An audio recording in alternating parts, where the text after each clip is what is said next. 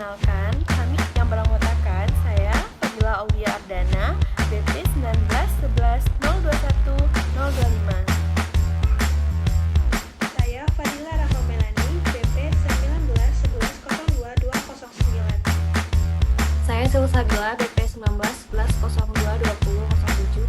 Saya Zafira Rizkila, BP 1911022029. Baiklah, pada kesempatan kali ini kami akan membahas mengenai audit siklus persediaan dan pergudangan. Oke teman-teman, happy watching! Sebelum membahas materi ini lebih dalam, kita sebelumnya harus mengetahui dulu pengertian dari persediaan itu sendiri. Nah, persediaan itu apa sih? Menurut Standar Akuntansi Keuangan PSAK nomor 14 hal 14.2 IAI 2015, persediaan ini adalah aset yang tersedia untuk dijual dalam kegiatan usaha normal, aset yang dalam proses produksi atau dalam perjalanan, aset dalam bentuk bahan atau perlengkapan atau supplies untuk kegiatan dalam proses pemberian jasa. Nah, persediaan ini diukur pada mana yang lebih rendah antara biaya perolehan dan nilai realisasi neto. Biaya persediaan ini terdiri dari seluruh biaya perolehan, biaya konversi, dan biaya lain yang timbul sampai persediaan dalam kondisi dan lokasi saat ini. Ini memiliki 3 sifat. Yang pertama, persediaan itu biasa merupakan aset lancar atau current aset karena perputarannya itu kurang dari atau sama dengan 1 tahun. Lalu yang sifat yang kedua adalah persediaan itu biasa dalam jumlah besar, terlebih lagi pada perusahaan dagang atau industri. Nah, yang ketiga sifatnya, persediaan itu memiliki pengaruh yang sangat besar terhadap neraca dan perhitungan laba rugi karena kesalahan dalam menentukan persediaan akhir pada akhir periode akan mengakibatkan kesalahan dalam total aset, beban pokok penjualan, laba kotor dan laba bersih, taksiran pajak penghasilan, pembagian dividen, dan laba rugi ditahan. Nah, kesalahan tersebut akan terbawa ke laporan keuangan periode berikutnya. Nah, selanjutnya standar akuntansi terkait persediaan. Yang pertama itu adalah pengukuran persediaan yang dimana harus diukur berdasarkan biaya atau nilai realisasi bersih mana yang lebih rendah atau the lower of constant net realizable value. Nah, yang kedua yaitu biaya persediaan yang dimana harus meliputi semua biaya pembelian, biaya konversi, dan biaya lain yang timbul sampai persediaan tersebut berada di lokasi atau tempat yang siap untuk dijual atau dipakai. Lalu yang ketiga adalah biaya pembelian persediaan yang dimana meliputi harga pembelian, biaya masuk, dan pajak lainnya. Lalu yang keempat adalah biaya konversi persediaan yang dimana meliputi biaya yang secara langsung terkait dengan unit yang diproduksi dan biaya overhead produksi tetap dan variabel yang dialokasikan secara sistematis. Lalu yang kelima adalah biaya lain-lain yang dimana biaya yang hanya dibebankan sebagai biaya persediaan sepanjang biaya tersebut timbul agar persediaan dalam kondisi dan tempat yang siap untuk dijual atau dipakai. Lalu yang keenam adalah teknik pengukuran biaya persediaan. Dan yang ketujuh adalah pengungkapan, yang dimana laporan keuangan ini harus mengungkapkan yang pertama kebijakan akuntansi yang digunakan dalam pengukuran persediaan. Lalu yang kedua total jumlah tercatat persediaan dan jumlah nilai tercatat menurut klasifikasi yang sesuai bagi perusahaan. Yang ketiga jumlah tercatat persediaan yang dicatat sebesar nilai realisasi bersih. Lalu selanjutnya jumlah dan setiap pemulihan dari setiap penurunan nilai yang diakui sebagai penghasilan selama periode. Lalu kondisi atau peristiwa penyebab terjadinya pemulihan nilai persediaan yang diturunkan. Dan yang terakhir adalah nilai tercatat persediaan yang diperuntukkan sebagaimana jaminan kewajiban. Baiklah, selanjutnya kita akan membahas mengenai metode pencatatan dan penilaian persediaan. Yang pertama itu, metode pencatatan persediaan terbagi atas dua, yaitu metode pencatatan persediaan fisik atau periodik dan metode pencatatan persediaan perpetual. Nah, yang pertama kita akan membahas terlebih dahulu mengenai metode pencatatan persediaan fisik atau periodik. Sistem fisik atau periodik yaitu suatu sistem pengelolaan persediaan di mana dalam penentuan persediaan dilakukan melalui perhitungan secara fisik yang pada umumnya dilakukan pada akhir periode akuntansi dalam sebuah rangka penyiapan laporan keuangan. Sistem pencatatan fisik atau periodik adalah pencatatan persediaan di mana yang pertama itu mutasi persediaan tidak menggunakan buku besar atau inventory, melainkan memakai suatu perkiraan purchase return, sales return, dan lain sebagainya. Selanjutnya itu tidak menggunakan kartu persediaan, Selanjutnya, kalkulasi biaya persediaan dengan menetapkan sebuah persediaan akhir terlebih dahulu melalui suatu perhitungan fisik, selanjutnya dihitung cost of goods sold. Baiklah, selanjutnya itu sistem pencatatan perpetual. Sistem persediaan terus-menerus atau perpetual merupakan suatu sistem pengelolaan persediaan di mana pencatatan mutasi persediaan dilakukan secara terus-menerus dan berkesinambungan, sehingga mutasi persediaan selama satu periode terpantau dan setiap jumlah maupun nilai persediaan dapat diketahui tanpa melakukan suatu perhitungan fisik.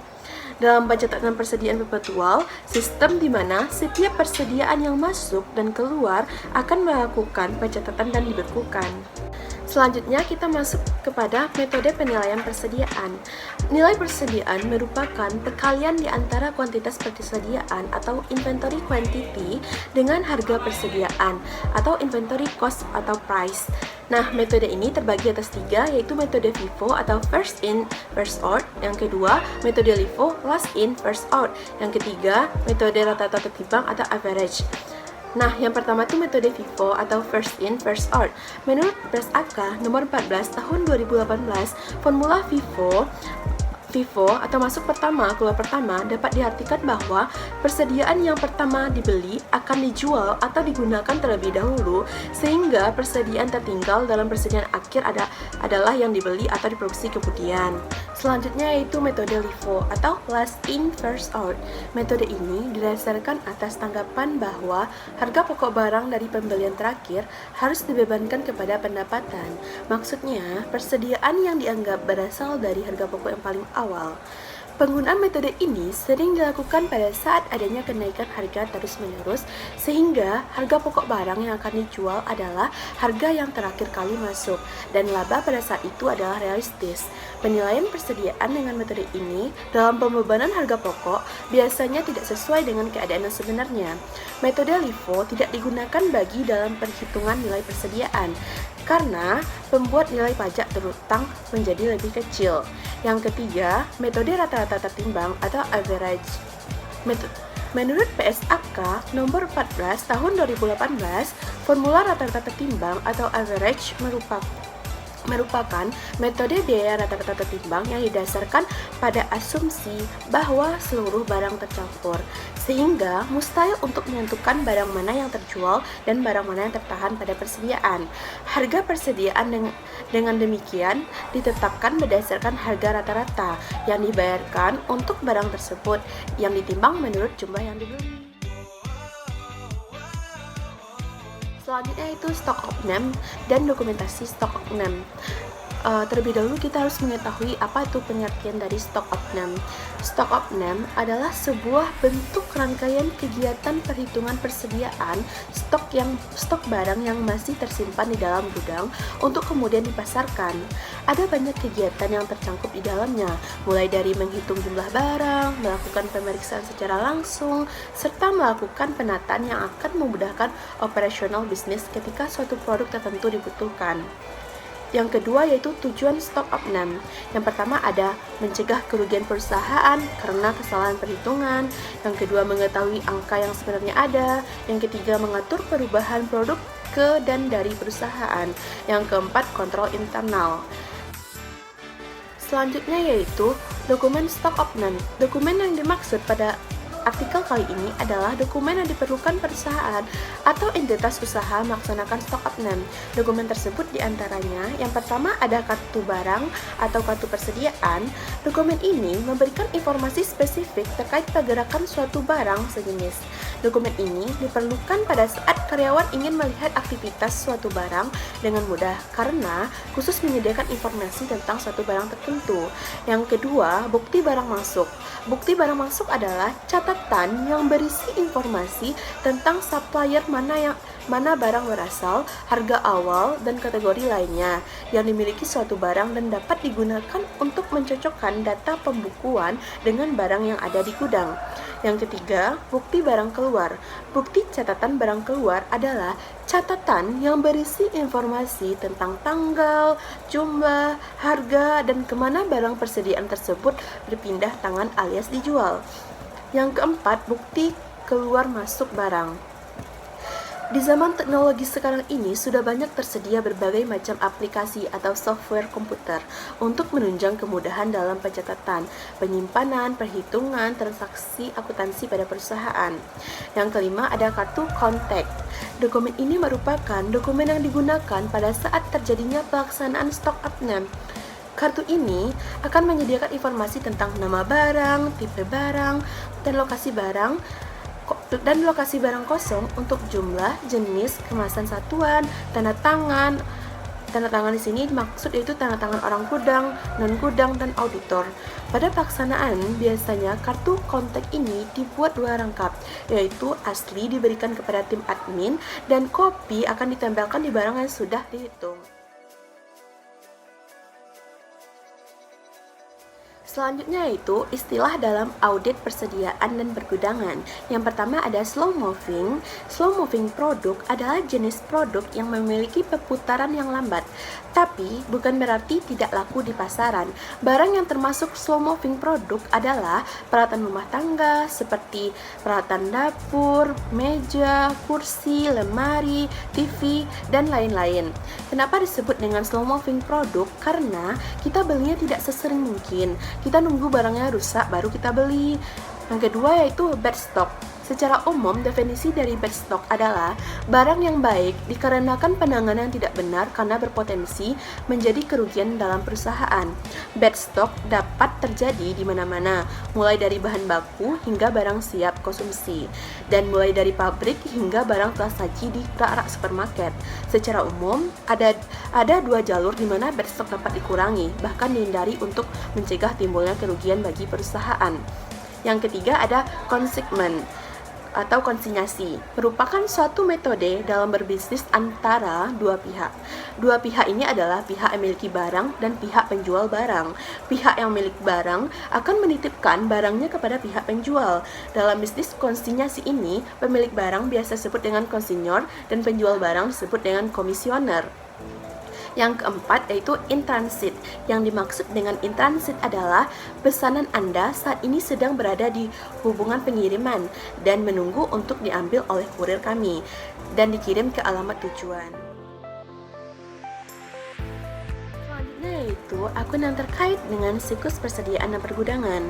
Yang pertama ada bahan baku atau raw materials, yang kedua bahan pembantu atau indirect materials, yang ketiga yaitu barang dalam proses atau work in process, yang keempat barang jadi atau finished good, yang kelima suku cadangan atau spare part, yang keenam ada barang dalam perjalanan atau good in transit, yaitu barang yang sudah dikirim oleh supplier tetapi belum sampai di gudang perusahaan, yang ketujuh barang consignment atau barang konsinyasi, yang itu terbagi atas dua, consignment out yaitu barang perusahaan yang dititip jual pada perusahaan lain, dan consignment in yaitu barang perusahaan yang dititip jual di perusahaan tidak diboleh dilaporkan atau dicatat sebagai persediaan dalam perusahaan.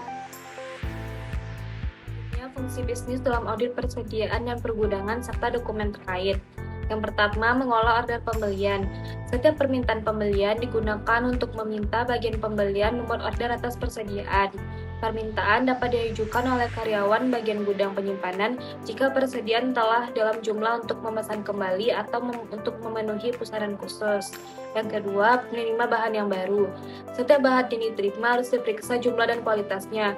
Bagian penerimaan barang membuat laporan penerimaan barang yang menjadi bagian dari dokumen penting sebelum pelunasan dilakukan. Yang ketiga, menyimpan bahan baku. Bahan-bahan yang disimpan di gudang dikeluarkan dari gudang ke bagian produksi setelah adanya penyerahan permintaan bahan yang disetujui sebagaimana mestinya. Yang keempat, mengolah barang. Penentuan jenis dan jumlah barang yang akan diproduksi pada umumnya didasarkan pada order-order spesifik dari langganan. Ramalan penjualan, tingkat persediaan barang jadi yang telah ditetapkan sebelumnya, dan pelaksanaan kegiatan produksi yang ekonomis. Yang kelima, menyimpan barang jadi. Dalam perusahaan dengan pengandalan internet yang baik, barang jadi disimpan di tempat terpisah dengan akses yang terbatas, di bawah pengendalian secara fisik. Pengendalian barang jadi sering dipandang sebagai bagian dari siklus penjualan dan penagihan. Yang keenam, mengirim barang jadi. Sebagai bagian integral dari siklus penjualan dan penagihan, setiap pengiriman atau transfer Kemudian tujuan pemeriksaan persediaan dan pergudangan. Yang pertama, memeriksa keberadaan internal kontrol atas persediaan. Yang kedua, memeriksa keberadaan, keterjadian, dan kepemilikan. Yang ketiga, memeriksa kesesuaian metode penilaian persediaan dengan PABU atau PSAK. Yang keempat, memeriksa kesesuaian pencatatan persediaan. Yang kelima, memeriksa allowance untuk barang rusak, bergerak lambat, dan ketinggalan mode. Yang keenam, mengetahui adanya persediaan yang dijadikan jaminan kredit. Yang ketujuh, mengetahui apakah persediaan diasuransikan dengan nilai pertanggungan yang cukup. Yang kedelapan, mengetahui perjanjian pembelian atau penjualan persediaan yang mempunyai pengaruh besar terhadap laporan keuangan. Yang kesembilan, memeriksa kesesuaian penyajian persediaan dalam laporan keuangan dengan PABU atau PSAK.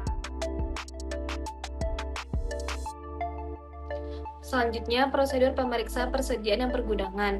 Yang pertama, prosedur pemeriksaan untuk compliance test. Yang pertama, pelajari dan evaluasi internal kontrol atas persediaan dengan ICQ dan lakukan tes transaksi terhadap order pembelian yang meliputi kelengkapan bukti pendukung, kebenaran perhitungan matematis, otorisasi dari pejabat perusahaan yang berwenang, kebenaran nama perkiraan yang didebit atau kredit, kebenaran posting. Kemudian, tarik kesimpulan mengenai internal kontrol atas persediaan. Yang kedua, prosedur pemeriksaan untuk substantif test. Yang pertama, lakukan observasi atas top of name yang dilakukan perusahaan. Yang kedua, minta daftar persediaan akhir dan lakukan prosedur pemeriksaan berikut ini seperti cek mathematical accuracy, cocokkan quantity per book dengan stock card, cocokkan quantity per count dengan count sheet, cocokkan total value dengan buku persediaan. Kirimkan konfirmasi untuk persediaan consignment out. Periksa unit price dari raw material, work in process, finished good, and supplies. Periksa cukup tidaknya allowance for slow moving. Periksa kejadian setelah tanggal neraca.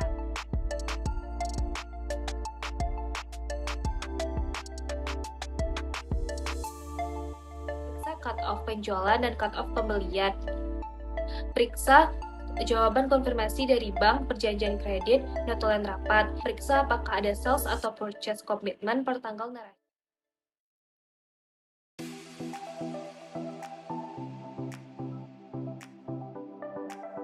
Selanjutnya, kesalahan dan penyimpangan yang mungkin terjadi dalam audit persediaan dan pergudangan. Yang pertama, persediaan sudah dikirim namun belum tercatat.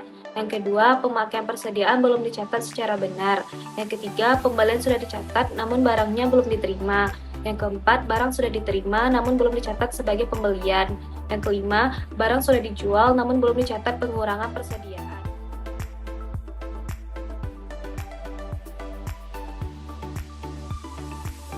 Pembelian tercatat terlalu besar.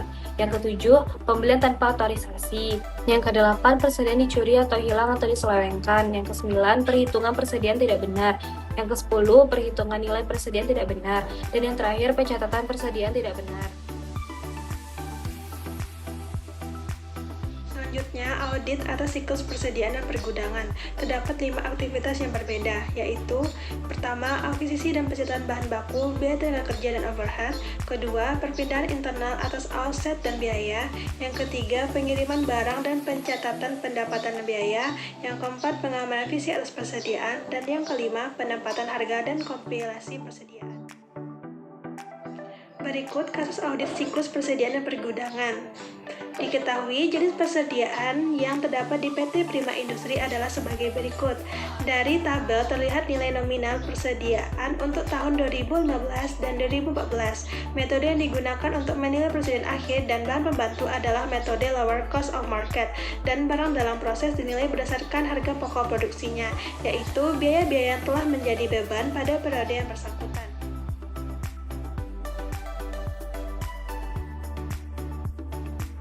Berikut adalah detail informasi terkait persediaan yang ada di PT Prima Industri per 31 Desember 2015.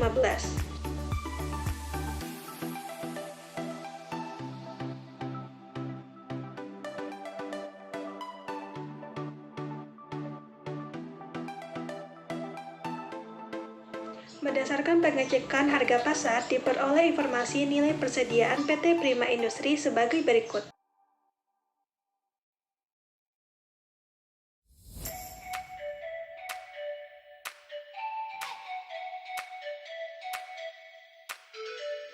Sesuai dengan hasil stock option yang dilakukan pada tanggal 3 Januari 2016, ditemukan selisih jumlah antara catatan pada kartu persediaan dengan fisik persediaan dengan temuan sebagai berikut.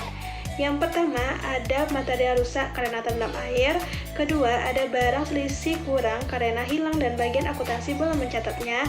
Dan yang ketiga, terdapat selisih kurang barang jadi yang hilang dan belum dicatat oleh bagian akuntansi.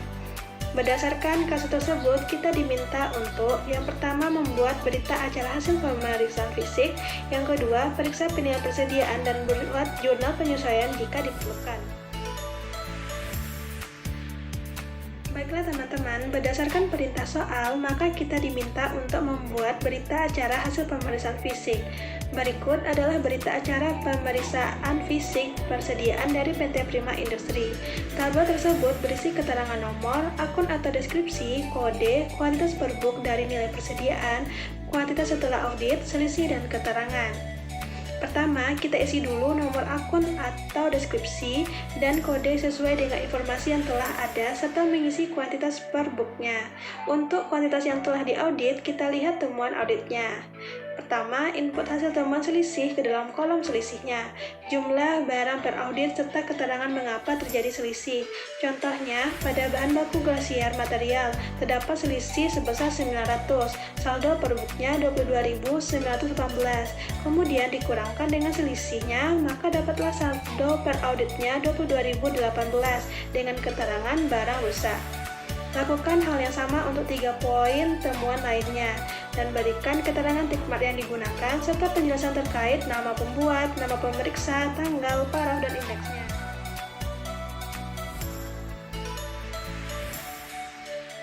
Langkah selanjutnya adalah membuat evaluasi nilai persediaan. Langkahnya yang pertama adalah isi saldo part audit setelah dilakukan pemeriksaan fisik yang angkanya kita ambil dari berita acara hasil pemeriksaan fisik yang telah kita kerjakan sebelumnya. Kemudian isi harga persediaan menurut harga perolehannya dan harga pasarnya. Karena perusahaan menggunakan metode lower cost of market, maka untuk kolom LCM-nya kita pilih harga terendah dari perbandingan harga perolehan dengan harga pasarnya. Selanjutnya, kalikan kuantitas dengan harga LCM dan isi nilai persediaan berdasarkan nilai bukunya. Kemudian, cari selisihnya dan isi keterangan apakah rusak atau hilang. Terakhir, tentukan hasil akhir jumlah persediaan dan jumlah per booknya, per audit, dan adjustment yang diperlukan. Kemudian, tuliskan tick mark yang digunakan dan penjelasan lainnya.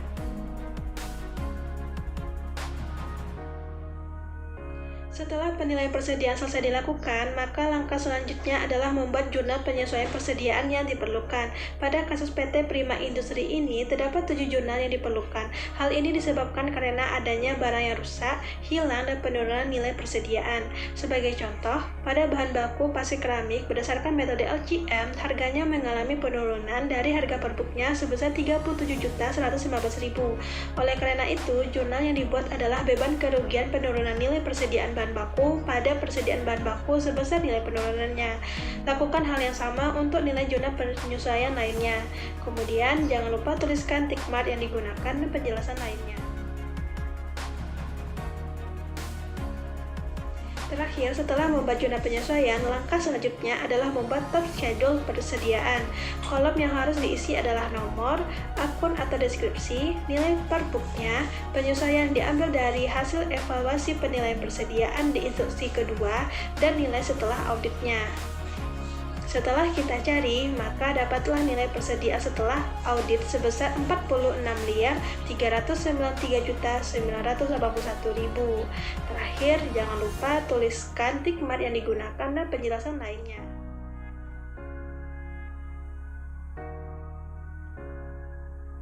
Baiklah teman-teman semua, hanya itu yang dapat kami sampaikan pada video kali ini. Mohon maaf kalau ada kata-kata yang salah, karena kita sebagai manusia tidak ada yang sempurna dan tidak luput dari kesalahan dan khilaf.